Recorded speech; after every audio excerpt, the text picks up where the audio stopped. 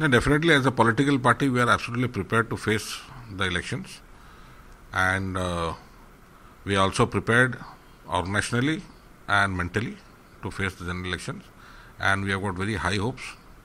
Development has always been the agenda, political agenda of Biju Janata Dal. Our performance has always been our main item of propaganda, and Honorable Chief Minister's promise to the people of the state and the model of governance is our main issue with the voters, and we hope and we are preparing to make Honorable Chief Minister Shri Naveen Patnaik the CM for the 6th term. So that is the kind of preparation we are doing.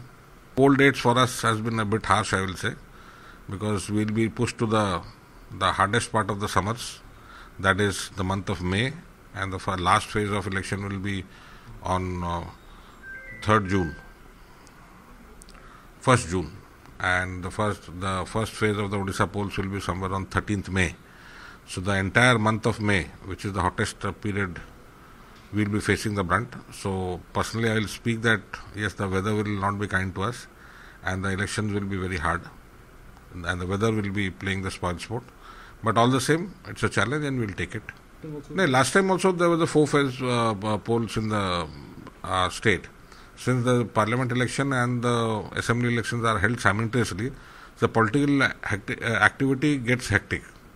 And only this time, since the commission has decided that the Odisha elections will be held in the month of May, so it will be definitely painful under the sun, and the weather will be the biggest catalyst, and definitely we will face a lot of challenges in the weather, because as we all know that during this time Odisha faces a lot of Kal Vaisakis or the thunderstorms during the summer times. So it will definitely be very difficult weather-wise. Otherwise, organizationally, politically speaking, and preparation of the election speaking, Biju Janata is always ready, right from the president to the worker of the party.